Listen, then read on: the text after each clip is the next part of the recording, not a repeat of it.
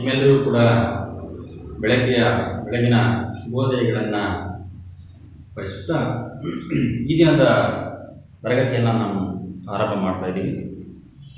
ಈ ದಿನದ ತರಗತಿಯಲ್ಲಿ 10ನೇ ತರಗತಿಯ ಪದ್ಯಭಾಗ 2 ದ.ರಾ ಬೇಂದ್ರೆಯವರು ಬರೆದಿರತಕ್ಕಂತಹ ಹಕ್ಕಿ ಹಾರದಿದೆ ನೋಡಿದೀರಾ ಎನ್ನುವಂತಹ ಒಂದು ಭಾವಗೀತೆಯನ್ನು ನಾವು ಇವತ್ತು ತಿಳ್ಕೋಣ. ನಾವೆಲ್ಲರೂ ಕೂಡ ಹಕ್ಕಿಯ ಹಾರಾಟವನ್ನು ನಾವು ಗಮನಿಸಿದ್ದೀವಿ. ಮುಖ್ಯವಾಗಿ ನಾವೆಲ್ಲರೂ ಕೂಡ ಇವತ್ತಿನ ಸಂದರ್ಭಗಳಲ್ಲಿ ಪ್ರಕೃತಿಗೆ ಮನುಷ್ಯ ತಲೆಬಾಗಲೇಬೇಕು ಅಂತಕ್ಕಂಥ ಅಂಶ.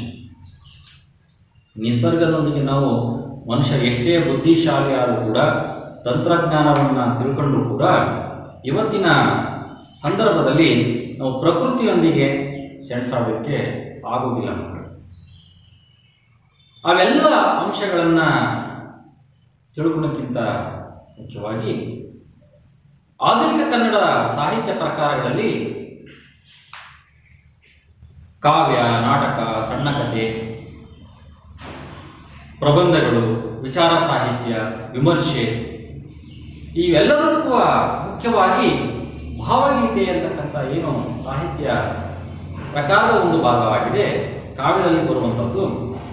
ಅದರಲ್ಲಿ ಈ ಹಕ್ಕಿ ಹಾರುತ್ತಿದೆ ನೋಡಿದಿರ ಅಂತಕ್ಕಂತಹ ಒಂದು ಕವನವು ಕೂಡ ಒಂದು ಭಾವಗೀತೆಯಾಗಿ ನಾವು ನೋಡಬಹುದಾಗಿದೆ. ಮುಖ್ಯವಾಗಿ ಆಧುನಿಕ ಕನ್ನಡ ಸಾಹಿತ್ಯ ಪ್ರಕಾರದ ರಚನಾಕಾರರಾಗಿರ್ತಕ್ಕಂಥ ಅನೇಕ ಕವಿವರ್ಯರಲ್ಲಿ ದ.ರಾ ಬೇಂದ್ರೆ ಅಗ್ರಗಣ್ಯರು ಅಂತಲೇ ನಾವು ನೋಡ್ಬೋದು. ಇವರ ಪರಿಚಯವನ್ನು ನಾವು ನೋಡೋದಾದರೆ ಇವರ ಕಾವ್ಯನಾಮ ಅಂಬಿಕಾತನಯ ದತ್ತ ಅಂತೇಳಿ. ದ.ರಾ ಬೇಂದ್ರೆ ಅವರ ಪೂರ್ಣ ಹೆಸರು ದತ್ತಾತ್ರೇಯ ರಾಮಚಂದ್ರ ಬೇಂದ್ರೆ. ಇವರ ಕಾಲ 1896. ಇವರ ಸ್ಥಳ ಧಾರವಾಡ. ಇವರು ಬರೆದಿರ್ತಕ್ಕಂತಹ ಅನೇಕ ಕೃತಿಗಳನ್ನು ನಾವು ಗಮನಿಸೋದಾದರೆ ಗರಿ, ಕೃಷ್ಣ ಕುಮಾರಿ, ಉಯ್ಯಾಲೆ, ಸಖಿ ಗೀತ, ನಾಗಲೀಲೆ ಇನ್ನು ಅನೇಕ ಕವನ ಸಂಕಲನಗಳನ್ನು ಬರೆದಿದ್ದಾರೆ. ಇವರಿಗೆ ಸಂದಿರ್ತಕ್ಕಂತಹ ಅನೇಕ ಪ್ರಶಸ್ತಿಗಳ ನೋಡೋದಾದರೆ ಅರಳು ಮರಳು ಕವನ ಸಂಕಲನಕ್ಕೆ ಕೇಂದ್ರ ಸಾಹಿತ್ಯ ಅಕಾಡೆಮಿ ಪ್ರಶಸ್ತಿ ಬಂದಿದೆ. ದ.ರಾ ಬೇಂದ್ರೆಯವರ ನಾಗತಂತಿ ಅಂತಕ್ಕಂತಹ ಕವನ ಸಂಕಲನಕ್ಕೆ ಜ್ಞಾನಪೀಠ ಪ್ರಶಸ್ತಿಯು ಕೂಡ ಬಂದಿದೆ. ಹಾಗೆ ಒಟ್ಟಾರೆ ಇವರ ಸಾಹಿತ್ಯ ಕ್ಷೇತ್ರದ ಸೇವೆಗೆ ಪದ್ಮಶ್ರೀ ಪುರಸ್ಕಾರವು ಕೂಡ ಲಭಿಸಿದೆ. ಮಕ್ಕಳಿಗೆ ದ.ರಾ ಬೇಂದ್ರೆ ಅವರ ಒಂದು ಭಾಷಾ ಸೊಗಡನ್ನು ನಾವು ನೋಡೋದಾದರೆ ಅವರ ಭಾಷಾ ಶೈಲಿಗೆ ತಲೆದೂಗದವರು ಯಾರೂ ಇಲ್ಲ ಅಂತಲೇ ನಾವು ನೋಡ್ಬೋದು. ಈ ಒಂದು ಹಕ್ಕಿ ಹಾರುತ್ತಿದೆ ಪದ್ಯಭಾಗವನ್ನು ದ.ರಾ ಬೇಂದ್ರೆ ಅವರ ಗರಿ ಸಂಕಲನದಿಂದ ಆಯ್ಕೆ ಮಾಡಿಕೊಳ್ಳಲಾಗಿದೆ. ಮಕ್ಕಳೇ, ಈ ಒಂದು ಹಕ್ಕಿ ಹಾರುತ್ತಿದೆ ನೋಡಿದಿರ ಕವನದಲ್ಲಿ ಏನೆಲ್ಲ ಅಂಶಗಳನ್ನು ನಾವು ಗಮನಿಸ್ತಾ ಇದ್ದೀವಿ ಅಂತಂದರೆ ನೋಡಿ, ಆಶಯ ಭಾವ, ಕಾಲದ ಗತಿಯನ್ನು ಹಾರುವ ಹಕ್ಕಿಯೊಂದಿಗೆ ಸಮೀಕರಿಸಿ ನೋಡುವ ಪ್ರಯತ್ನವನ್ನು ಕವಿ ಈ ಒಂದು ಪದ್ಯಭಾಗದ ಕವನದಲ್ಲಿ ಮಾಡಿದ್ದಾರೆ. ಹಾಗೆ ಹಕ್ಕಿಯ ಹಾರುವಿಕೆಯನ್ನು ಪ್ರಕೃತಿಯ ಒಂದು ಸಹಜತೆಯೊಂದಿಗೆ ಮತ್ತೆ ಯುಗ ಯುಗಗಳು, ದಿನಗಳು, ವರ್ಷಗಳು ಉರುಳಿದಂತೆ ನಾವು ಹೊಸತನಕ್ಕೆ ನಾವು ತೆರೆದುಕೊಳ್ಬೇಕು. ಅದನ್ನು ಒಂದು ಸಾಂಕೇತಿಕವಾಗಿ ಸಂಕೇತದೊಂದಿಗೆ ಬಳಕೆ ಮಾಡಿಕೊಂಡು ಅರ್ಥೈಸಿದ್ದಾರೆ.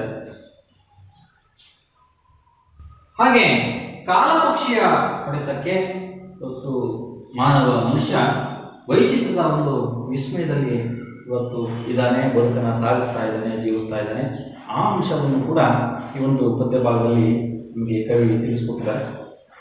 ಪದಗಳ ಅರ್ಥವನ್ನು ಗಮನಿಸಿ. ಪದ್ಯ ಭಾಗದಲ್ಲಿ ಬರ್ತಕ್ಕಂತಹ ಪದಗಳ ಅರ್ಥ: ಎಮೆ ಅಂದರೆ ಕಣ್ಣ ರೆಪ್ಪೆ, ಹೊನ್ನ ಅಂದರೆ ಹಳದಿ ಬಣ್ಣ, ತಿಂಗಳು ಅಂತಂದ್ರೆ ಚಂದ್ರ, ನರೆ ಅಂದರೆ ಬಿಳಿಯ ಬಣ್ಣ, ಬೆಳ್ಳಿ ಅಂದರೆ ಶುಕ್ರ ಗ್ರಹ, ಬೆಳ್ಳಿ ಚುಕ್ಕಿ ಅಂತ ಇದನ್ನು ಕರಿತೀವಿ, ಶುಕ್ರ ಗ್ರಹ, ಬ್ರಹ್ಮಾಂಡ ಅಂದರೆ ಜಗತ್ತು ಅಂತ. ಈ ಅಂಶವನ್ನ ನಾವು ಗಮನದಲ್ಲಿಟ್ಟುಕೊಂಡು ಇವತ್ತಿನ ಪದ್ಯ ಭಾಗವನ್ನು ನಾವು ಕಲಿಯೋಣ ಮಕ್ಕಳೇ. ನೀವೆಲ್ಲರೂ ಕೂಡ ಪುಸ್ತಕವನ್ನು ತೆರೆಯಿರಿ. ಪುಟ ಸಂಖ್ಯೆ 100.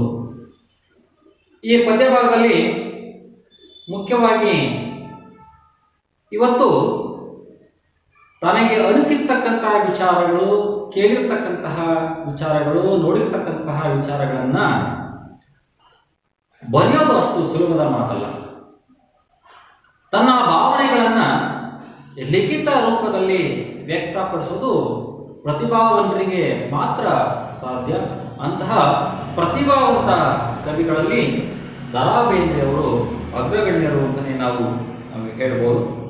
ಮತ್ತು ಸಾಮಾನ್ಯವಾಗಿ ಭಾವಗೀತೆಯಷ್ಟು ಇನ್ಯಾವ ಆಧುನಿಕ ಕನ್ನಡ ಸಾಹಿತ್ಯ ಪ್ರಕಾರದಲ್ಲಿ ಯಾವುದು ಕೂಡ ಅಷ್ಟು ಧ್ವನಿಪೂರ್ಣತೆಯೊಂದಿಗೆ ಮತ್ತು ತಲೆದೂಗುವಂತಹ ಒಂದು ಪ್ರಕ್ರಿಯೆಗೆ ಒಳಗಾಗುವಂತಹ ಒಂದು ಪ್ರಕಾರದಲ್ಲಿ ಭಾವಗೀತೆ ಬಹಳ ಮುಖ್ಯವಾಗಿರ್ತಕ್ಕಂಥದ್ದು. ಮತ್ತು ಅಷ್ಟು ಒಂದು ಕವನದ ಒಂದು ಸೌಂದರ್ಯಕ್ಕೆ, ಒಂದು ಭಾವದ ತೀವ್ರತೆಗೆ ಬಹಳಷ್ಟು ಮೆರಗನ್ನು ಕೊಡುವಂಥದ್ದು ಭಾವಗೀತೆ.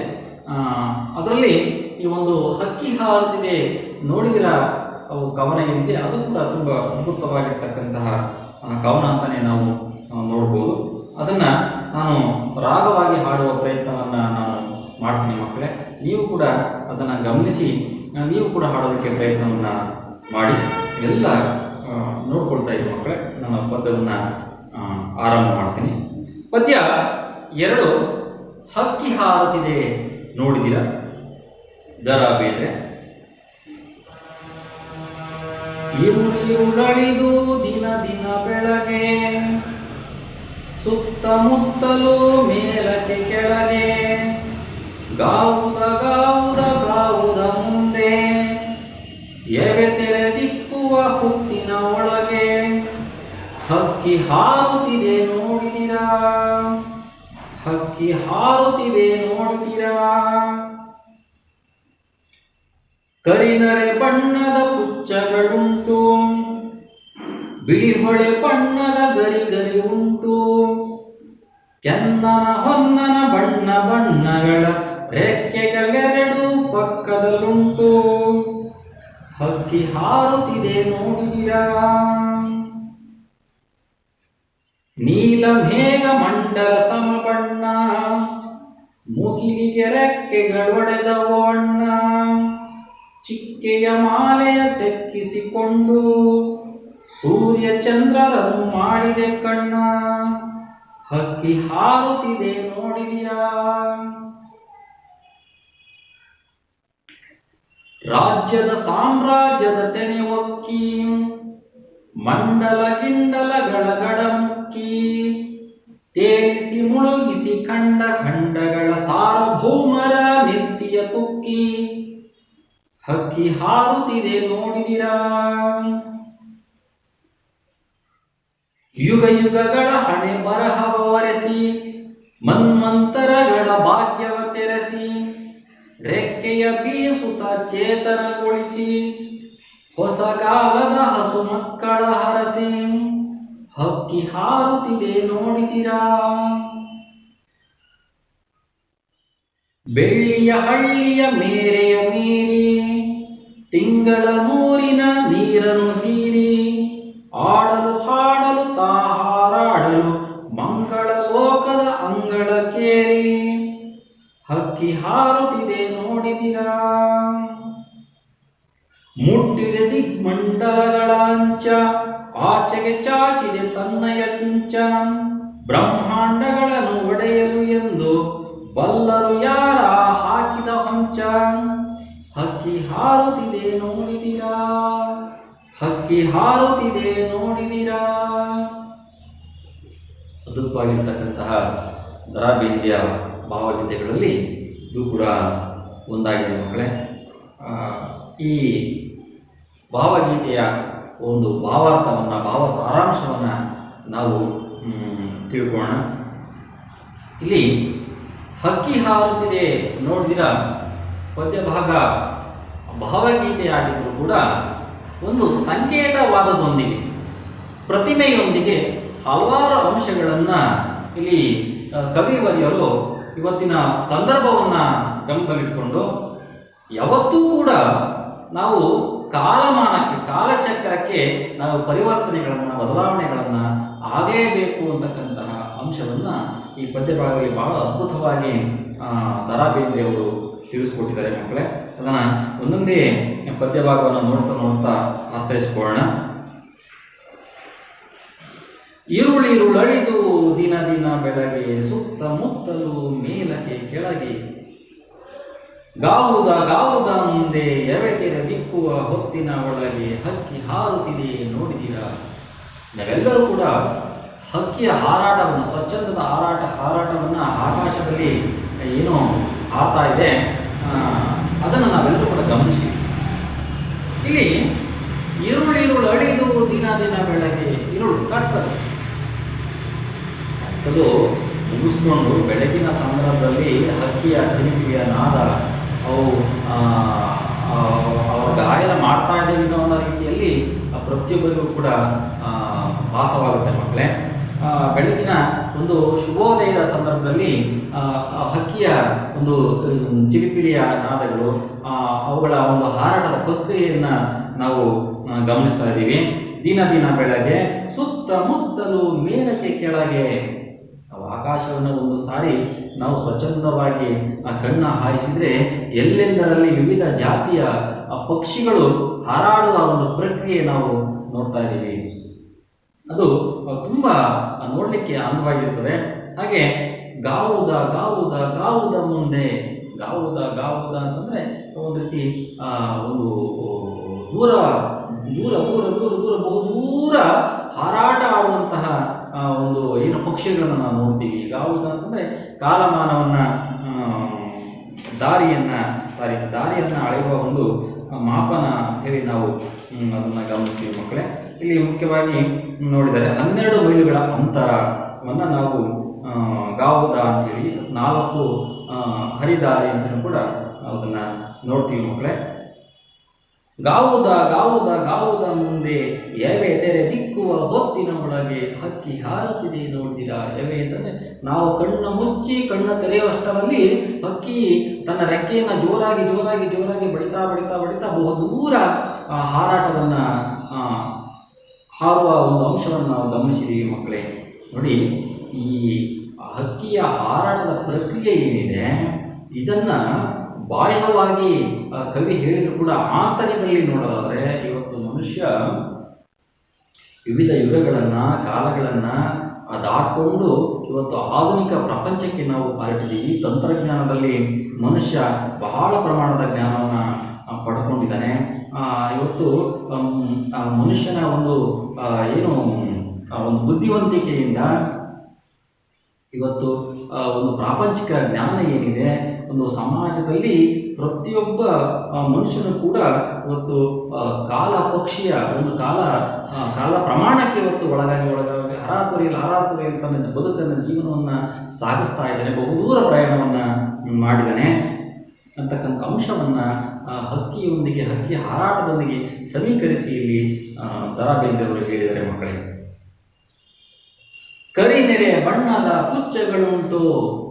ಒಂದು ಪಕ್ಷಿಯ ಒಂದು ಬಾಹ್ಯದ ಆಕಾರ ಬಣ್ಣವನ್ನು ಇಲ್ಲಿ ಈ ಒಂದು ಪದ್ಯ ಭಾಗದಲ್ಲಿ ಕವಿ ಹೇಳಿದ್ದಾರೆ. ಕರಿ ನರೆ ಬಣ್ಣದ ಪುಚ್ಚಗಳುಂಟು. ಹಕ್ಕಿಯ ಒಂದು ರೆಕ್ಕೆಗಳು ಯಾವ ಬಣ್ಣದಲ್ಲಿದ್ದಾವೆ ಅಂತಂದರೆ, ಪುಚ್ಚ ಅಂದರೆ ರೆಕ್ಕೆ, ಕರಿ ನರೆ ಕಪ್ಪು ಮತ್ತೆ ಬಿಳಿಯ ಬಣ್ಣದಿಂದ ಕೂಡಿದೆ. ಬಿಳಿ ಹೊಳೆ ಬಣ್ಣದ ಗರಿ ಉಂಟು. ಹೊಳೆಯುವ ಒಂದು ಬಿಳಿಯ ಒಂದು ಬಣ್ಣದಿಂದ ಗರಿಗಳು ಕೂಡಿದವೆ. ಕೆನ್ನನ ಹೊನ್ನನ ಬಣ್ಣಗಳ ರೆಕ್ಕೆಗಳೆರಡು ಪಕ್ಕದಲ್ಲುಂಟು. ಕೆಂಪನೆಯ ಮತ್ತು ಹಳದಿ ಬಣ್ಣಗಳಿಂದ ಕೂಡಿರ್ತಕ್ಕಂತಹ ಒಂದು ರೆಕ್ಕೆಗಳು ಆ ಪಕ್ಷಿಯಲ್ಲಿ ನಾವು ನೋಡ್ತೀವಿ. ಹಕ್ಕಿ ಹಾರುತ್ತಿದೆ ನೋಡಿದ್ದೀರಾ. ಇಂತಹ ಹಲವಾರು ಜಾತಿಯ ಪಕ್ಷಿಗಳನ್ನು ನೋಡಿದ್ದೇವೆ. ಬಿಳಿಯ ಬಣ್ಣದ ಹಕ್ಕಿಗಳನ್ನು ನೋಡಿದ್ದೇವೆ, ಕಪ್ಪು ಬಣ್ಣದ ಹಕ್ಕಿಗಳನ್ನು ನೋಡಿದ್ದೇವೆ, ಹಳದಿ ಬಣ್ಣದ ಹಕ್ಕಿಗಳನ್ನು ನೋಡಿದ್ದೇವೆ. ವಿವಿಧ ಜಾತಿಯ ಪಕ್ಷಿಗಳನ್ನು ಹಾರಾಟವನ್ನು ನಾವು ಗಮನಿಸಿದ್ದೀವಿ. ಆದರೆ ಇವತ್ತು ಅವುಗಳನ್ನಷ್ಟೇ ನೋಡಿದ್ದೀವಿ ಅನ್ನೋದು ಒಂದು ಕಡೆ. ಆದರೆ ಇವತ್ತು ಸಮಾಜದಲ್ಲಿ ವಿವಿಧ ಒಂದು ಏನು ಬಾಹ್ಯ ನೋಟವನ್ನು ಹಾಕಿಕೊಂಡಿರ್ತಕ್ಕಂತಹ ಜನರು ಇವತ್ತು ಬದುಕ್ತಾ ಇದ್ದಾರೆ ಅನ್ನೋದನ್ನು ಕೂಡ ಅಷ್ಟೇ ಸತ್ಯ ಮಕ್ಕಳೇ. ಮನುಷ್ಯ ನೋಡಲಿಕ್ಕೆ ಅವನಿಗೆ ಕಣ್ಣುಗಳಿದೆ, ಕೈಗಳಿದೆ, ತಲೆ ಇದೆ, ಮೆದುಳಿದೆ, ಬುದ್ಧಿವಂತಿಕೆ ಎಲ್ಲ ಥರದ್ದು ಇದೆ. ಆದರೆ ಬಾಹ್ಯ ನೋಟದಲ್ಲಿ ಅವನು ಮನುಷ್ಯ ಅಷ್ಟೇ ಆಗಿದ್ದಾನೆ. ಆದರೆ ಆಂತರ್ಯದಲ್ಲಿ ಅವನ ಒಂದು ಕ್ರೂರತೆ ಅದು ನೋಡಲಿಕ್ಕೆ ಅಸಹ್ಯ ಅನಿಸೋದು. ಪ್ರಾಣಿಗಳಿಗಿಂತ ಕೀಳು ಮಟ್ಟದ ಒಂದು ಮನುಷ್ಯನ ಸ್ವಭಾವ ಇವತ್ತು ನಾವು ಕಾಣ್ತೀವಿ ಅನ್ನೋದು. ಅಂದರೆ ಹಕ್ಕಿಯ ಮೇಲೂ ಬಣ್ಣ ಎಷ್ಟು ಸುಂದರವಾಗಿರ್ತದೆ, ಸೌಂದರ್ಯವಾಗಿರ್ತದೆ. ಮನುಷ್ಯನ ಕೂಡ ಬಾಹ್ಯ ನೋಟವೂ ಕೂಡ ಅಷ್ಟೇ ಸೌಂದರ್ಯವಾಗಿದ್ದರೂ ಕೂಡ ಆಂತರ್ಯದಲ್ಲಿ ಅವನು ಕ್ರೂರನಾಗಿದ್ದಾನೆ ಅಂತಕ್ಕಂಥ ಅಂಶವನ್ನು ಮತ್ತು ಇವತ್ತು ಸಮಾಜದ ಅಂಶಗಳನ್ನು ನಾವು ನೋಡಬೇಕಾಗ್ತದೆ. ಇಲ್ಲಿ ಸಮಾಜದಲ್ಲಿ ಇವತ್ತು ಎಷ್ಟು ಸಮಸ್ಯೆಗಳಿದ್ದಾವೆ ಅಂತಂದರೆ ಆ ಎಲ್ಲ ಸಮಸ್ಯೆಗಳನ್ನು ಇವತ್ತು ಮನುಷ್ಯ ಎಷ್ಟೇ ಯಾವ ಬುದ್ಧಿವಂತಿಕೆ ಆಗಿದ್ರು ಕೂಡ ಅವೆಲ್ಲ ಸಮಸ್ಯೆಗಳನ್ನು ತೊಡೋದಾಗಕ್ಕೆ ಇವತ್ತು ಅಸಾಧ್ಯನಾಗಿ ಇದ್ದಾನೆ ಅಂತಕ್ಕಂಥ ಅಂಶವನ್ನು ಕೂಡ ಈ ಒಂದು ಪದ್ಯಭಾಗದಲ್ಲಿ ಕವಿ ಹೇಳಿದ್ದಾರೆ ನಮಗೆ.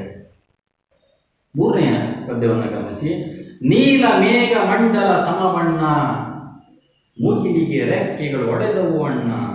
ಚಿಕ್ಕೆಯ ಮಾಲೆಯ ಸೆಕ್ಕಿಸಿಕೊಂಡು ಸೂರ್ಯ ಚಂದ್ರರನ್ನು ಮಾಡಿದೆ ಕಣ್ಣ. ಹಕ್ಕಿ ಹಾರುತ್ತಿದೆ ನೋಡಿದೀಯಾ. ನೋಡಿ, ಈ ಒಂದು ಪದ್ಯಭಾಗದಲ್ಲಿ ನೋಡಿ, ನೀಲ ಮೇಘ ಮಂಡಲ ಸಮಬಣ್ಣ. ಮೇಘಗಳು ನೀಲಿ ಬಣ್ಣದ ಆಕಾಶದಲ್ಲಿ ಎಷ್ಟು ಸ್ವಚ್ಛಂದವಾಗಿ ಹಾರಾಡ್ತಾ ಇರುತ್ತದೆ. ಮುಗಿಲಿಗೆ ರೆಕ್ಕೆಗಳು ಒಡೆದವು ಅಣ್ಣ. ಹಕ್ಕಿ ರೆಕ್ಕೆಗಳು ಜೋರಾಗಿ ಎಷ್ಟು ಜೋರಾಗಿ ಬಡಿತಾ ಹೋಗ್ತದೋ ಅಷ್ಟು ಕಣ್ಣಿಗೆ ಕಾಣದ ರೀತಿಯಲ್ಲಿ ಅದು ಹಾರ್ತಾ ಹೋಗುತ್ತೆ. ಹಾಗೆ ಚಿಕ್ಕೆಯ ಮಾಲೆಯ ಸೆಕ್ಕಿಸಿಕೊಂಡು ಸೂರ್ಯ ಚಂದ್ರನನ್ನು ಮಾಡಿದೆ ಕಣ್ಣ. ಹಕ್ಕಿ ಹಾರುತ್ತಿದೆ ನೋಡಿದಿರಾ. ಒಂದು ಪ್ರಾಕೃತಿಕ ವೈಶಿಷ್ಟ್ಯತೆ.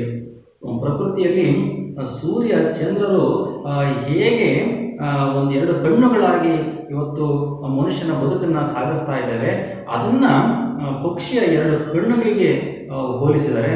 ಮತ್ತು ಚಿಕ್ಕಿಯ ಮಾಲೆಯ ಸೆಕ್ಕಿಸಿಕೊಂಡು ಆಕಾಶದಲ್ಲಿರ್ತಕ್ಕಂತಹ ಚುಕ್ಕಿಗಳೇನಿದ್ದಾವೆ, ನಕ್ಷತ್ರಗಳೇನಿದೆ, ಅವುಗಳನ್ನು ಒಂದು ರೀತಿ ಮಾಲೆಯ ರೂಪದಲ್ಲಿ ಧರಿಸಿಕೊಂಡು ಹಕ್ಕಿಗಳು ಹಾರಾಡ್ತಾ ಇದ್ದಾವೆ ಅಂತಕ್ಕಂತಹ ಒಂದು ಪ್ರಕೃತಿಯ ಒಂದು ವೈಶಿಷ್ಟ್ಯತೆಯನ್ನು, ಕಣ್ಣಿಗೆ ಕಾಣುವಂತಹ ಅಂಶವನ್ನು ಇಲ್ಲಿ ಕವಿ ನಮ್ಮ ಮುಂದೆ ಇಡ್ತಾ ಇದ್ದಾರೆ. ನೋಡಿ, ಇಷ್ಟು ಈ ಮೂರೂ ಪದ್ಯಗಳನ್ನು ಗಮನಿಸಿದಾಗ ಪಕ್ಷಿಯ ಒಂದು ಬಾಹ್ಯ ಆಕಾರ, ಬಾಹ್ಯ ನೋಟ, ಒಂದು ಪ್ರಕೃತಿಯಲ್ಲಿ ಪಕ್ಷಿ ಯಾವ ರೀತಿ ಹಾರಾಡ್ತಾ ಇದೆ ಅನ್ನೋದು ಈ ಮೂರು ಪದ್ಯ ಭಾಗದಲ್ಲಿ ಕವಿ ಹೇಳಿದ್ದಾರೆ. ಮುಂದಿನ ಪದ್ಯಗಳನ್ನು ಗಮನಿಸ್ತಾ ಹೋದರೆ ಇದನ್ನು ಪಕ್ಷಿಯ ಕಾಲದ ಅಂಶವನ್ನು, ಆ ಹೋಲಿಕೆಯನ್ನು ಈ ಮುಂದಿನ ಪದ್ಯ ಭಾಗದಲ್ಲಿ ಕವಿ ಹೇಳ್ತಾ ಹೋಗ್ತಾರೆ ಮಕ್ಕಳಿಗೆ.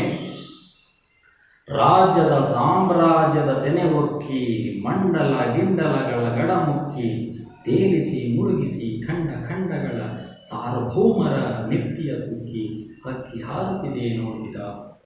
ನೋಡಿ, ಇವತ್ತು ಎಷ್ಟು ಯುಗಗಳನ್ನು ದಾಟಿ ಬಂದಿದ್ದೇವೆ. ಎಂತಹ ರಾಜ ಮಹಾರಾಜರು ಕೂಡ ಇತಿಹಾಸವಾಗಿ ಅಳಿದು ನಮ್ಮೊಂದಿಗೆ ಇಲ್ಲ.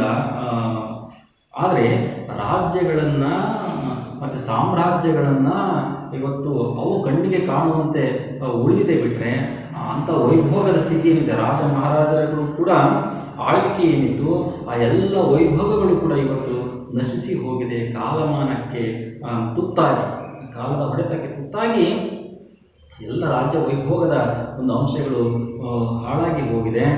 ರಾಜರಲ್ಲೂ ಕೂಡ ಅವರು ಮರಣವನ್ನು ಅಪ್ಪಿ ಹೋಗಿದ್ದಾರೆ.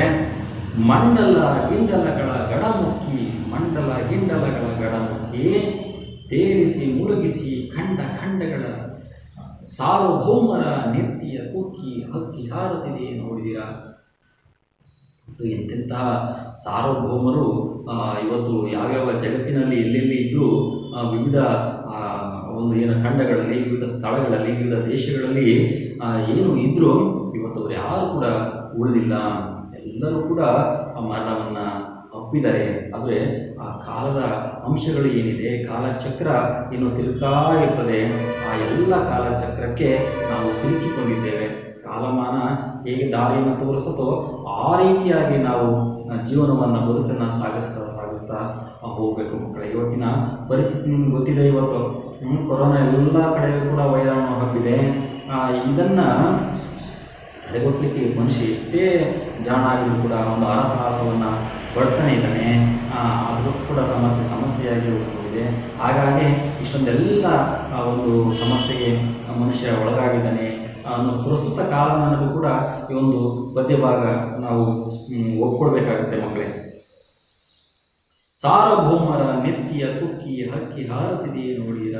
ಈ ಸಾರ್ವಭೌಮರ ನೆತ್ತಿಯನ್ನ ಪಕ್ಷಿಯ ಕೊಕ್ಕಿನಿಂದ ಕುಗ್ತಾ ಇದೆ ಅಂತಂದ್ರೆ ಅರ್ಥ, ಇವತ್ತು ಆ ಕಾಲ ಅಂತಕ್ಕಂಥ ಸಮಯ ಅಂತಕ್ಕಂಥದ್ದು ಏನಿದೆ, ಅನೇಕ ವರ್ಷಗಳು ಆಗಿದೆ, ದಿನಗಳಾಗಿದೆ, ಯುಗಗಳಾಗಿದೆ. ಈಗ ಮನುಷ್ಯ ಇವತ್ತು ಈ ಪ್ರಸ್ತುತ ದಿನಗಳನ್ನು ನಾವು ಎದುರಿಸ್ತಾ ಇದ್ದಾನೆ, ಅನೇಕ ಸಮಸ್ಯೆಗಳನ್ನು ಎದುರಿಸ್ತಾ ಇದ್ದಾನೆ. ಆ ಎಲ್ಲಕ್ಕೂ ಕೂಡ ಕಾರಣೀಭೂತವಾಗಿದೆ ಯಾವುದು ಅಂತಂದರೆ ಸಮಯ ಅಂತಕ್ಕಂಥ ಅಂಶವನ್ನು ನಾವು ಗಮನಿಸಬೇಕಾಗುತ್ತೆ ಮಕ್ಕಳೇ. ಹಾಗೆ ಯುಗ ಯುಗಗಳ ಹಣೆ ಬರಹವ ವರೆಸಿ, ಮನ್ಮಂತರಗಳ ಭಾಗ್ಯವ ಕೆಲಸಿ, ರೆಕ್ಕೆಯ ಬೀಸುಟ ಚೇತನಗೊಳಿಸಿ, ಹೊಸಗಾಲದ ಹಸು ಮಕ್ಕಳ ಹರಸಿ, ಹಕ್ಕಿ ಹಾರುತ್ತಿದೆ ನೋಡಿದ.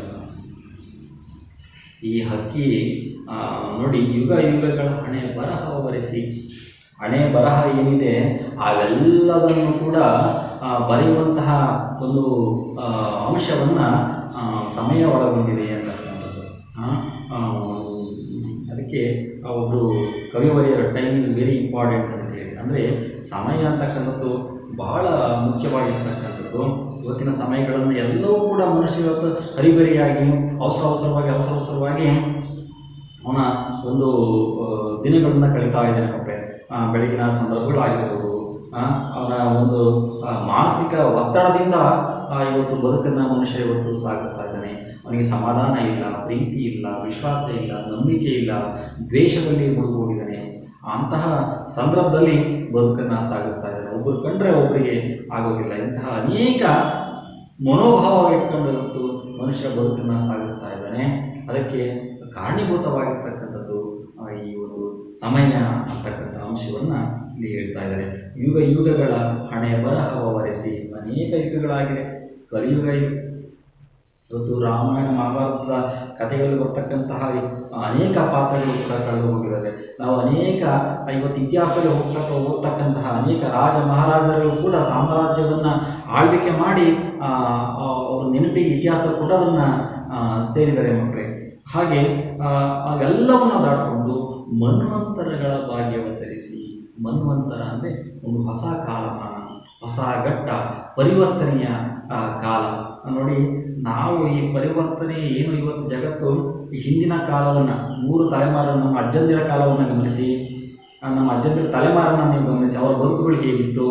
ನಮ್ಮ ತಂದೆ ತಾಯಿಯವರ ಮೊದಲನೇ ತಲೆಮಾರನ್ನು ನೀವು ಗಮನಿಸಿ, ಅವರ ಕಾಲಮಾನಕ್ಕೆ ಏನು ಬದಲಾವಣೆಗಳಾಯಿತು. ಈಗಿನ ತಲೆಮಾರುಗಳನ್ನು ನಾವೆಲ್ಲವನ್ನು ಕೂಡ ಗಮನಿಸಿ, ಈಗ ಯಾವ ರೀತಿಯಾಗಿ ಪರಿವರ್ತನೆಗಳು ಆಗಿದೆ ಅಂತೇಳಿ. ನಮ್ಮ ಅಜ್ಜಂದ್ರನ್ನ ನಾವು ಮಾತಾಡಿಸಿ ಅವತ್ತಿನ ಕಾಲಘಟ್ಟ ನಮ್ಮ ಕಾಲದಲ್ಲಿ ಹಿಂಗಿತ್ತು ಅಂತಕ್ಕಂತಹ ವಿವರಣೆಯನ್ನು ಕೊಡ್ತಾ ಹೋಗ್ತಾರೆ.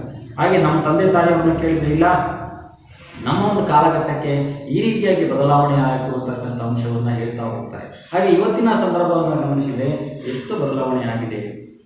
ಆ ಎಲ್ಲ ಬದಲಾವಣೆಗೂ ಕೂಡ ಮನುಷ್ಯ ಹೊಂದಿಕೊಂಡು ಹೋಗುವಂತಹ ಪರಿಪಾಠವನ್ನು ಬೆಳೆಸ್ಕೊಳ್ಬೇಕು ಮಕ್ಕಳೇ.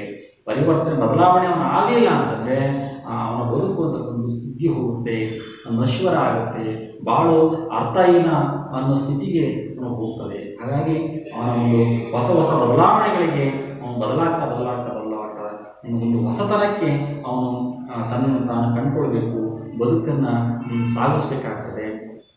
ಇಲ್ಲಾಂದರೆ ಅವನ ಒಂದು ಜೀವನ ಅರ್ಥಹೀನ ಆಗುತ್ತೆ ಅಂತಕ್ಕಂಥ ಅಂಶವನ್ನು ಇಲ್ಲಿ ಕವಿ ಹೇಳಿದ್ದಾರೆ. ರೆಕ್ಕೆಯ ಬೀಸುತ್ತ ಚೇತನಗೊಳಿಸಿ ಹೊಸಗಾಲದ ಹಸು ಮಕ್ಕಳ ಹರಸಿ ಹಕ್ಕಿ ಹಾರುತ್ತಿದೆ ನೋಡಿದಿರಾ. ಇವತ್ತು ಹಕ್ಕಿ ಯಾವ ರೀತಿಯಲ್ಲಿ ಜೋರಾಗಿ ಹಕ್ಕಿಯನ್ನು ಬಡಿತಾ ಬಡಿತಾ ಬಡಿತಾ ಬಡಿತಾ ಒಂದು ರೀತಿ ಚೈತನ್ಯಪೂರ್ವಕವಾಗಿ ಉತ್ಸಾಹದಿಂದ ಏನು ಸ್ವಚ್ಛಂದವಾಗಿ ಹಕ್ಕಿ ಹಾರಾಡ್ತಾ ಇರುತ್ತೆ, ಹಾಗೆ ಮನುಷ್ಯನು ಕೂಡ ಅವನು ಕುಗ್ಗಬಾರದು, ಚೇತನವನ್ನು ಕಳ್ಕೋಬಾರ್ದು, ಶಕ್ತಿಯನ್ನು ಕಳ್ಕೋಬಾರ್ದು. ಆ ಶಕ್ತಿಯನ್ನು ಹೆಚ್ಚಿಸ್ಕೊಳ್ಬೇಕು. ಅದಕ್ಕೆ ಅವನು ಒಂದು ಮಾನಸಿಕವಾಗಿ ಒಂದು ಸದೃಢತೆಯನ್ನು ಇರಬೇಕು, ಆತ್ಮದಲ್ಲಿ ಒಂದು ಸಂತೃಪ್ತಿಯ ವಾತಾವರಣ ಇರಬೇಕಾಗ್ತದೆ. ಹಾಗಾಗಿ ಮನುಷ್ಯ ತನ್ನ ಬದಲಾವಣೆಯನ್ನು ಮಾಡ್ಕೋಬೇಕು. ಹಿಂದಿನವರ ಹೇಗಿದ್ರು ಮತ್ತು ಮುಂದಿನ ತಲೆಮಾರಿನಲ್ಲಿ ನಮ್ಮ ಮಕ್ಕಳು ಮುಂದಿನ ತಲೆಮಾರು ಹೇಗೆ ಬದುಕನ್ನು ಕಟ್ಕೊಳ್ಬೇಕು ಅಂತಕ್ಕಂಥ ಅಂಶವನ್ನು ಗಮನದಲ್ಲಿಟ್ಟುಕೊಂಡು ಮನುಷ್ಯ ಇವತ್ತು ಜೀವನವನ್ನು ಕಂಡುಕೊಳ್ಬೇಕು ಅಂತಕ್ಕಂಥ ಅಂಶವನ್ನು ಇಲ್ಲಿ ಹೇಳ್ತಾ ಇದ್ದಾರೆ. ಹೊಸ ಕಾಲದ ಹೊಸ ಮಕ್ಕಳ ಹರಸಿ. ಕಾಲ ಅಂತಕ್ಕಂಥದ್ದು ಹಿಂದಿನದನ್ನು ಬಿಟ್ಟು ದೂರ, ಮುಂದಿನದನ್ನು ನೆನೆಯೋಣ ಬಾರ ಅಂತಕ್ಕಂಥ ಅಂಶವನ್ನು ಇಲ್ಲಿ ಗಮನಿಸಬೇಕಾಗ್ತದೆ ಮಕ್ಕಳೇ. ನೋಡಿ, ಹಿಂದಿನ ತಲೆಮಾರಿನಲ್ಲಿ ನೋಡಿ ಶಿಕ್ಷಣ ಕೊಡುವಂತಹ ಪದ್ಧತಿಗಳು ಹೇಗಿತ್ತು, ಇವತ್ತಿನ ಶಿಕ್ಷಣ ಪದ್ಧತಿ ಹೇಗಿದೆ, ಅವೆಲ್ಲವನ್ನು ಕೂಡ ಗಮನಿಸಬೇಕಾಗ್ತದೆ ಮಕ್ಕಳೇ. ಅವತ್ತಿನ ಸಂದರ್ಭದಲ್ಲಿ ಕುಟೀರಗಳಿಗೆ ಹೋಗಿ ಗುರುವಿನ ಪದದಲ್ಲಿ ಕುಳಿತು ಒಂದು ಶಿಕ್ಷಣವನ್ನು ಕಲಿಬೇಕಾಗಿತ್ತು. ಆನಂತರ ಶಾಲೆಗಳು ಆರಂಭವಾದವು. ಇವತ್ತೆಲ್ಲವೂ ಕೂಡ ವಂದಿಸಿ ಬುದ್ಧಿಯನ್ನು ಕಲಿಸಬೇಕು ಅಂತಕ್ಕಂತಹ ಶಿಕ್ಷಣ ಇವತ್ತು ಬದಲಾವಣೆ ಆಗಿದೆ ಮಕ್ಕಳೇ. ಈ ಥರದ ಅಂಶಗಳನ್ನು ನಾವು ಗಮನಿಸಬೇಕಾಗ್ತದೆ. ಅದಕ್ಕಾಗಿ ಪರಿವರ್ತನೆ, ಒಂದು ಕಾಲಮಾನ ಅಂತಕ್ಕಂಥದ್ದನ್ನು ಗಮನಿಸಬೇಕು. ಮುಂದಿನ ಒಂದು ಹಸು ಮಕ್ಕಳನ್ನು ಹರಸುವಂಥದ್ದು ಅಂದರೆ ಮುಂದಿನ ತಲೆಮಾರನ್ನು ಆರೈಕೆ ಮಾಡುವಂತಹ ಒಂದು ಕಾಲಘಟ್ಟಕ್ಕೆ ಒಂದು ಬಂದಿದ್ದೀವಿ. ಹಕ್ಕಿ ಹಾರುತ್ತಿದೆ ನೋಡಿದ್ದೀರಾ. ಇಂತಹ ಒಂದು ಕಾಲದ ಪರಿವರ್ತನೆಯನ್ನು ನಾವೆಲ್ಲರೂ ಕೂಡ ಗಮನಿಸಿದ್ದೀವಿ ಅಂತಕ್ಕಂಥ ಅಂಶವನ್ನು ಇಲ್ಲಿ ಹೇಳ್ತಾರೆ. ಬೆಳ್ಳಿಯ ಹಳ್ಳಿಯ ಮೇರೆಯ ಮೀರಿ ತಿಂಗಳ ನೂರಿನ ನೀರನ್ನು ಹೀರಿ ಆಡಲು ಹಾಡಲು ತಾಹಾರಾಡಲು ಮಂಗಳ ಲೋಕದ ಅಂಗಳಕ್ಕೇರಿ ಹಕ್ಕಿ ಹಾರುತ್ತಿದೆ ನೋಡಿದಿರ. ಇವತ್ತು ಮನುಷ್ಯ ಎಷ್ಟೊಂದು ತಿಳ್ಕೊಂಡಿದ್ದಾನೆ, ಮುಂದುವರೆದಿದ್ದಾನೆ ಅಂತಕ್ಕಂಥ ಅಂಶವನ್ನು ಈ ಪದ್ಯಭಾಗದಲ್ಲಿ ನಾವು ನೋಡಿದ್ವಿ ಮಕ್ಕಳೇ. ಬೆಳ್ಳಿಯ ಹಳ್ಳಿಯ ಮೇರೆಯ ಮೀರಿ. ಬೆಳ್ಳಿ ಅಂತಂದರೆ ಸಾಮಾನ್ಯವಾಗಿ ಶುಕ್ರ ಗ್ರಹ, 10 ಭೂಮಿಗೆ ಹತ್ತಿರವಾಗಿರ್ತಕ್ಕಂಥ ಗ್ರಹ, ಇದನ್ನು ಬೆಳ್ಳಿ ಚುಕ್ಕಿ ಅಂತಲೇ ಕರಿತೀವಿ ಮಕ್ಕಳೇ. ಹಳ್ಳಿಯ ಮೇರೆಯ ಮೀರಿ ತಿಂಗಳ ನೂರಿನ ನೀರನ್ನು ಹೀರಿ. ಇವತ್ತು ಮನುಷ್ಯ ಏನು ಚಂದ್ರದ ಗ್ರಹದ ಬಗ್ಗೆ ಅಭ್ಯಾಸ ಮಾಡಿದ್ದಾನೆ, ಆಕಾಶ ಕಾಯಗಳ ಬಗ್ಗೆ ತಿಳ್ಕೊಂಡಿದ್ದಾನೆ, ಅನೇಕ ರೋಗಗಳಿಗೆ ಲಸಿಕೆಗಳನ್ನು ಕಂಡುಹಿಡಿದಿದ್ದಾನೆ. ಎಂತಹ ಒಂದು ಕಾಯಿಲೆ ಬಂದರೂ ಕೂಡ ಅದನ್ನು ನಿವಾರಿಸಿಕೊಳ್ಳುವ ಅಂಶವನ್ನು ಗಮನಿಸಿದ್ದಾನೆ. ಹಾಗೆ ತಂತ್ರಜ್ಞಾನದಲ್ಲಿ ಏನೆಲ್ಲ ಅಂಶಗಳು ಇವೆ ಅವೆಲ್ಲವನ್ನು ಕೂಡ ಮನುಷ್ಯನಿಂದ ಸೃಷ್ಟಿಯಾಗಿರ್ತಕ್ಕಂಥ ಅಂಶ. ಇವೆಲ್ಲವೂ ಕೂಡ ಗಮನಿಸಿದರೆ ಪ್ರಕೃತಿ ವಿಕೋಪಕ್ಕೆ, ಪ್ರಕೃತಿಯ ಹೊಡೆತಕ್ಕೆ ಮನುಷ್ಯ ಅಂತಲ್ಲ ಯಾರಾದರೂ ಕೂಡ ತಲೆ ಬಾಗಲೇಬೇಕು ಅಂತಕ್ಕಂಥ ಅಂಶವನ್ನು ಗಮನಿಸಬೇಕು ಮಕ್ಕಳೇ. ಅದಕ್ಕಾಗಿ ಆ ಹಳ್ಳಿ ಕಡೆ ಒಂದು ಹೇಳಿದ್ದಾರೆ, ಯಾವತ್ತೂ ಕೂಡ ಬಗ್ಗಿ ನಡಿ, ತಗ್ಗಿ ನಡಿ, ಎದೆ ಚಲಿಸ್ಕೋಬೇಡ ಅಂತಕ್ಕಂಥ ಅಂಶ. ಹಾಗಾಗಿ ನಿಂತ ಮರ ಎಂದಾದರೂ ಕೂಡ ಬುಡಮೇಲು ಮಾಡಿ ಉರುಳಬಹುದು, ಆದರೆ ಸಣ್ಣ ಗಿಡವಾಗಿ ಇರಬೇಕಂತೆ. ಅದೆಷ್ಟೇ ಗಾಳಿ ಬಿಸಿಲು ಮಳೆ ಬಂದು ಕೂಡ ಪುನಃ ಮತ್ತೆ ಅದು ಸೆಟೆದು ನಿಲ್ಲುವಂತಹ ಶಕ್ತಿ ಇರ್ತದೆ ಅಂತಕ್ಕಂಥ ಅಂಶ ಎಷ್ಟು ಸತ್ಯವೋ ಹಾಗೆ ಮನುಷ್ಯ ಇವತ್ತು ಕಾಲದ ಹೊಡೆತಕ್ಕೆ ಅವನ ತಲೆ ಬಾಗಲೇ ಬೇಕು ಅಂತಕ್ಕಂಥ ಅಂಶವನ್ನು ಇಲ್ಲಿ ಕವಿ ಹೇಳಿದ್ದಾರೆ. ಬೆಳ್ಳಿಯ ಹಳ್ಳಿಯ ಮೇರೆಯ ಮೀರಿ ತಿಂಗಳ ನೂರಿನ ನೀರನ್ನು ಹೀರಿ ಆಡಲು ಹಾಡಲು ತಾಹಾರಾಡಲು ಮಂಗಳ ಲೋಕದ ಅಂಗಳಕ್ಕೆ. ಇವತ್ತು ಮಂಗಳ ಗ್ರಹಕ್ಕೆ, ಭೂಮಿಯಲ್ಲಿ ಇವತ್ತೆಲ್ಲದೂ ಕೂಡ ಮನುಷ್ಯನ ಹೊಡೆತಕ್ಕೆ ಎಲ್ಲ ಹಾಳಾಗೋಗಿದೆ. ಭೂಮಿಯಲ್ಲಿ ಸಿಗ್ತಕ್ಕಂಥ ಎಲ್ಲ ನೈಸರ್ಗಿಕ ವಸ್ತುಗಳನ್ನು ಇವತ್ತು ಹಾಳು ಮಾಡ್ತಾ ಇದ್ದಾನೆ. ಶುದ್ಧ ಕುಡಿಯುವ ನೀರು ಸಿಗ್ತಾ ಇಲ್ಲ. ನೈಸರ್ಗಿಕ ವಸ್ತು ಪೆಟ್ರೋಲ್, ಡೀಸೆಲ್, ಮ್ಯಾಂಗನೀಸ್, ಕಲ್ಲಿದ್ದು, ಚಿನ್ನ ಏನೂ ಕೂಡ ಸಿಗದೇ ಇರೋ ಮಟ್ಟಕ್ಕೆ ಅದನ್ನು ಬಳಕೆ ಮಾಡ್ಕೊಂಡ್ಬಿಟ್ಟಿದ್ದಾನೆ. ಶುದ್ಧವಾಗಿರ್ತಕ್ಕಂತಹ ಗಾಳಿಯೂ ಕೂಡ ಇವತ್ತು ಪರಿಸರದಲ್ಲಿ ಸಿಗ್ತಾ ಇಲ್ಲ. ಅರಣ್ಯದಲ್ಲಿ ಸಿಗ್ತಕ್ಕಂಥ ಬೆಲೆ ಬಾಳುವ ಮರಗಳು ಏನಿದ್ವು, ಏನು ಪಕ್ಷಿಗಳ ಒಂದು ಸಂಕುಲಗಳು ಇವತ್ತು ಏನಾಗಿದೆ, ಪ್ರಾಣಿಗಳ ಸಂಕುಲಗಳು ಏನಾಗಿದೆ, ಎಲ್ಲ ವಿನಾಶದ ಅಂಚಿನಲ್ಲಿ ಇವೆ. ಅವೆಲ್ಲವನ್ನು ಕೂಡ ದಾಟ್ಕೊಂಡು ಮಂಗಳ ಗ್ರಹದಲ್ಲಿ ಅಲ್ಲಿ ಏನು ಸಿಗ್ತದೆ ಅಲ್ಲಿ ಅದನ್ನು ಸಂಶೋಧನೆ ಮಾಡಲಿಕ್ಕಾಗಿ ಇವತ್ತು ಮನುಷ್ಯ ದಾಪುಗಾಲನ್ನು ಇಟ್ಟಿದ್ದಾನೆ. ಅಲ್ಲಿವರೆಗೆ ಅವನು ಯೋಚನೆಯನ್ನು ಮಾಡಿದ್ದಾನೆ. ಅವೆಲ್ಲರೂ ಕೂಡ ಒಂದು ಕಾಲದ ಒಂದು ಪರಿಮಿತಿಯಲ್ಲಿಯೇ ಬರ್ತಕ್ಕಂಥ ಅಂಶಗಳು ಅಂತೇಳಿ ಇಲ್ಲಿ ದ.ರಾ ಬೇಂದ್ರೆಯವರು ಈ ಕವನದಲ್ಲಿ ಹೇಳಿದ್ದಾರೆ. ಕೊನೆಯ ಕವನಗಳು ನೋಡಿ ಪದ್ಯಭಾಗವನ್ನ. ಮುಟ್ಟಿದೆ ದಿಗ್ಮಂಡಲಗಳ ಅಂಚ, ಆಚೆಗೆ ಚಾಚಿದೆ ತನ್ನಯ ಚುಂಚ, ಬ್ರಹ್ಮಾಂಡಗಳನ್ನು ಒಡೆಯಲು ಎಂದು ಬಲ್ಲರು ಯಾರು ಹಾಕಿದ ಹುಂಚ, ಅಕ್ಕಿ ಹಾರುತ್ತಿದೆ ನೋಡಿದ. ಇವತ್ತು ಏನು 8 ದಿಕ್ಕುಗಳು ಅಂಥೇಳಿ ನಾವು ಏನು ಕರಿತೀವಿ, ಅದನ್ನು ಮೀರಿ ಪೂರ್ವ, ಪಶ್ಚಿಮ, ಉತ್ತರ, ದಕ್ಷಿಣ, ಆಗ್ನೇಯ, ಈಶಾನ್ಯ, ನೈಋತ್ಯ, ವಾಯುವ್ಯ, ಹೀಗೆ ಎಲ್ಲ ದಿಕ್ಕಿನಲ್ಲೂ ಕೂಡ ಮನುಷ್ಯನ ಒಂದು ಏನು ಕಬಂಧ ಭಾವಗಳನ್ನು ಚಾಚಿದಾನೆ ಮಕ್ಕಳೇ. ಆ ಎಲ್ಲ ಕ್ಷೇತ್ರದಲ್ಲೂ ಕೂಡ ಇವತ್ತು ಮನುಷ್ಯ ತನ್ನ ದೃಷ್ಟಿಯನ್ನು ಹರಿಸಿದ್ದಾನೆ. ಆಚೆಗೆ ಚಾಚಿದೆ ತನ್ನೆಯ ಚುಂಚ. ಪಕ್ಷಿಯ ಒಂದು ರೆಕ್ಕೆ ಯಾವ ರೀತಿಯಾಗಿ ಚಾಚಿಕೊಂಡಿದೆಯೋ ಆ ರೀತಿಯಾಗಿ ಮನುಷ್ಯ ತನ್ನ ಬುದ್ಧಿವಂತಿಕೆಯಿಂದ ಎಲ್ಲ ಕ್ಷೇತ್ರದಲ್ಲೂ ಕೂಡ, ಎಲ್ಲ ದಿಕ್ಕಿನಲ್ಲೂ ಕೂಡ, ಪ್ರಪಂಚದಲ್ಲಿ ಏನೆಲ್ಲ ಸಿಗ್ತದೆ ಅವೆಲ್ಲದನ್ನೂ ಕೂಡ ಇವತ್ತು ರೀಸೈಕ್ಲಿಂಗ್ ಮಾಡಲಿಕ್ಕೆ ಅಂತ ಹೊರಟಿದ್ದಾನೆ ಮನುಷ್ಯ. ಪ್ರಕೃತಿಯಲ್ಲಿ ಏನು ಹಾಳಾಗಿದೆ ಅದನ್ನು ಸರಿಪಡಿಸ್ಕೊಳ್ಳಲಿಕ್ಕೆ ಮುಂದಾಗ್ತಾ ಇದ್ದಾನೆ. ಪ್ಲಾಸ್ಟಿಕ್ ಬಳಕೆಯನ್ನು ತ್ಯಜಿಸಬೇಕು ಅಂತಕ್ಕಂಥ ನಿಟ್ಟಿನಲ್ಲಿ ಪ್ಲಾಸ್ಟಿಕ್ಕನ್ನು ಪುನಃ ಮರು ಬಳಕೆಯನ್ನು ಮಾಡಲಿಕ್ಕೆ ಮುಂದಾಗಿದೆ. ಮತ್ತು ನೀರನ್ನು ಶುದ್ಧಿ ಮಾಡಲಿಕ್ಕೆ ಏನು ಕಾರ್ಯಕ್ಷಮತೆ ಬೇಕು ಅವೆಲ್ಲವೂ ಕೂಡ ಮಾಡ್ತಾ ಇದ್ದಾನೆ. ಪರಿಸರ ಒಂದು ಹಾಳು ಮಾಡಿದ ಮನುಷ್ಯನ ಸಂಕುಲಕ್ಕೆ ಎಷ್ಟು ಧಕ್ಕೆ ಬರುತ್ತೆ ಅಂತ ಯೋಚನೆ ಮಾಡಿ ಆ ಪರಿಸರವನ್ನು ರಕ್ಷಣೆ ಮಾಡಲಿಕ್ಕೆ ಇವತ್ತು ಮುಂದಾಗಿದ್ದಾನೆ ಮಕ್ಕಳೇ. ಆ ಎಲ್ಲದನ್ನೂ ಕೂಡ ತನ್ನ ಬುದ್ಧಿವಂತಿಕೆಯಿಂದ ಅವನು ಮಾಡ್ತಾ ಇದ್ದಾನೆ. ಬ್ರಹ್ಮಾಂಡಗಳನ್ನು ಒಡೆಯಲು ಎಂದು ಬಲ್ಲರು ಯಾರು ಹಾಕಿದ. ಅಷ್ಟೇ ಅಲ್ಲ, ಅವನ ಬುದ್ಧಿ ಕ್ಷಮತೆಯಿಂದ ಇವತ್ತು ಏನು ಅಣುಬಾಂಬ್ಗಳನ್ನು ಇವತ್ತು ತಯಾರು ಮಾಡ್ತಾ ಇದೆ. ಇಡೀ ಪ್ರಪಂಚವನ್ನೇ ಕ್ಷಣ ಮಾತ್ರದಲ್ಲಿ ಏನು ನಶಿಸುವಂತಹ ಒಂದು ಬಾಂಬುಗಳನ್ನು ಇವತ್ತು ಕಂಡಿದ್ದಾನೆ. ಅದನ್ನು ಹಾಳು ಮಾಡಲಿಕ್ಕೆ ಎಷ್ಟು ಬೇಕೋ ಅಷ್ಟನ್ನು ಕೂಡ ಏನು ಮನುಷ್ಯನ ಒಂದು ಬುದ್ಧಿವಂತಿಕೆ ಕಾರ್ಯಕ್ಷಮತೆಯಿಂದ ಅದೆಲ್ಲವೂ ಕೂಡ ಆಗೋಗಿದೆ. ಆದರೆ ಆ ಮುಂದಿನ ಒಂದು ತಲೆಮಾರಿಗೆ ಏನು ಆಗದೆ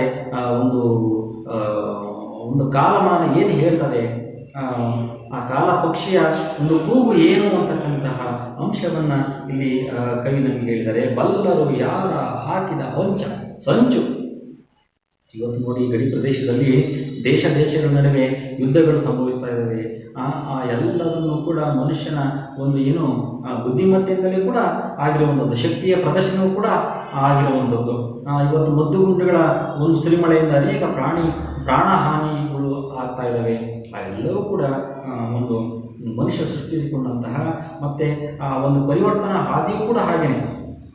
ಒಂದು ತನ್ನ ದೇಶ ಶ್ರೇಷ್ಠ, ತನ್ನ ಬೇರೆ ದೇಶ ಕನಿಷ್ಠ ಅಂತಕ್ಕಂತಹದ್ದಾಗಿರ್ಬೋದು, ಒಂದು ಶಕ್ತಿಶಾಲಿ ಆಗಬೇಕು ಅಂತಕ್ಕಂತಹ ಅಂಶಗಳು ಆಗಿರ್ಬೋದು, ಮತ್ತು ಈ ಮನುಷ್ಯನ ಒಂದು ಬುದ್ಧಿವಂತಿಕೆ, ತಾನು ಶ್ರೇಷ್ಠ ತಾನು ಮೇಲು ಅಂತಕ್ಕಂತಹ ಅಂಶಗಳಾಗಿರ್ಬೋದು, ಮತ್ತು ಮುಂದಿನ ಕಾಲಗಣನೆಗೆ ನಾವಿನ್ನೂ ಕೂಡ ಜೀವಿಸ್ಕೋಬೇಕು ಅಂದರೆ ಇನ್ನೂ ಕೂಡ ಬೇಕು ಅಂತಕ್ಕಂಥ ಆಸೆ ಏನಿದೆ, ಆ ಆಸೆಯು ಕೂಡ ನಾಶಕ್ಕೆ ಕಾರಣ ಆಗುತ್ತೆ ಅಂತಕ್ಕಂತಹ ಅಂಶವನ್ನು ಕೂಡ ಕಾಲ ಪಕ್ಷಿಗೆ ಇಲ್ಲಿ ಹೋಲಿಕೆ ಮಾಡಿದರೆ. ಬ್ರಹ್ಮಾಂಡಗಳನ್ನು ಒಡೆಯಲು ಎಂದು ಬಲ್ಲರು ಯಾರು ಹಾಕಿದ ಪಂಚ. ಇವತ್ತು ಸಂಚನ್ನು ರೂಪಿಸುವವರ ಸಂಖ್ಯೆ ಹೆಚ್ಚಿಗೆ ಆಗ್ತಾ ಇದೆ. ಅವೆಲ್ಲವನ್ನು ಕೂಡ ಬರುವಂತಹ ಒಂದು ವ್ಯಾಪ್ತಿ ಏನಿದೆ, ಕಾಲಮಾನ, ಸಮಯ, ದಿನಗಳು, ವರ್ಷ, ನಾವೆಲ್ಲರೂ ಕೂಡ ಒಂದು ಸರತಿಯಲ್ಲಿ ನಿಂತಿದ್ದೇವೆ. ಯಾವಾಗ ನಮ್ಮ ಸರತಿ ಬರ್ತದೋ ಆಗ ನಾವೆಲ್ಲರೂ ಕೂಡ ಹೋಗ್ತೇವೆ ಮಕ್ಕಳೇ.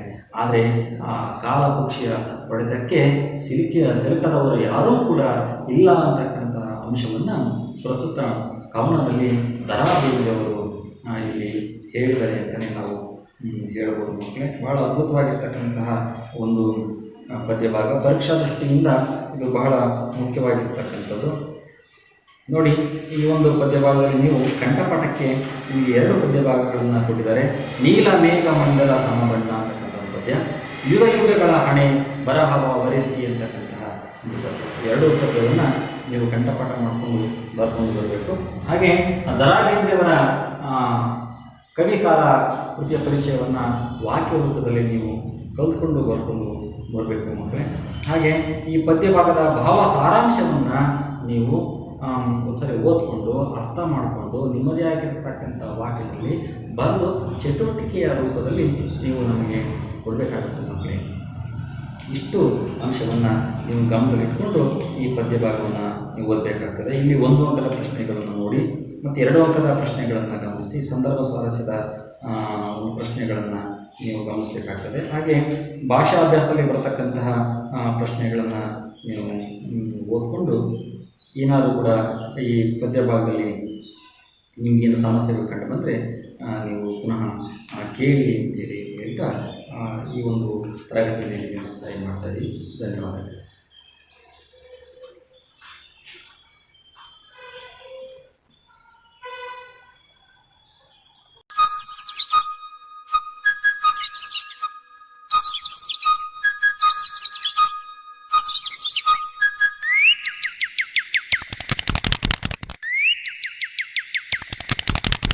ಇರುಳಿರುಳಲಿದು ದಿನ ದಿನ ಬೆಳಗಿ ಸುತ್ತಮುತ್ತಲೂ ಮೇಲೆ ಕೆಳಗೆ ಗಾವುದ ಗಾವುದ ಗಾವುದ ಮುಂದೆ ಎವೆ ತೆರೆ ದಿಕ್ಕುವ ಹೊತ್ತಿನ ಒಳಗೆ